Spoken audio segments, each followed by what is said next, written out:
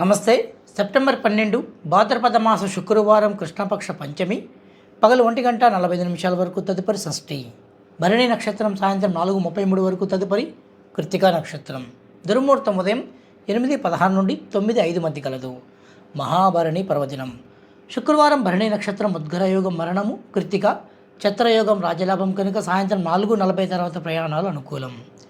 ఈ మహాలయ పక్షాలలో ఆనపకాయ, పెండలం, ఉల్లిపాయ, ఇంగువ ఆహార పదార్థాల్లో వాడరాదు, దానం చేయరాదు.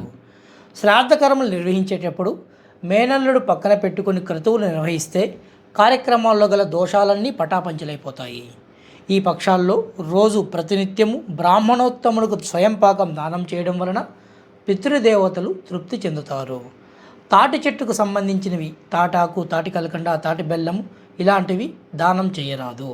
ఈ పక్షాల్లో మధ్యాహ్నం 12 తర్వాత భోంచేయాలి. ఉప్పు, పత్తి మరియు ఇనుము, గేదె నెయ్యి బాగా అర్థం చేసుకోండి, ఆవు నెయ్యి కాదు, గేదె నెయ్యి దానం చేయడం వలన దరిద్రం దరిచేరదు. పితృ కార్యక్రమాలు చేయలేని వారు కనీసం దర్భని వెలుగు చుట్టుకొని బియ్యము, నువ్వులు దోసతో తీసుకొని నీళ్ళతో రావి చెట్టు మొదట్లో కానీ జమ్మి చెట్టు మొదట్లో కానీ వదిలితే ఖచ్చితంగా పితృదేవతల అనుగ్రహం దొరుకుతుంది.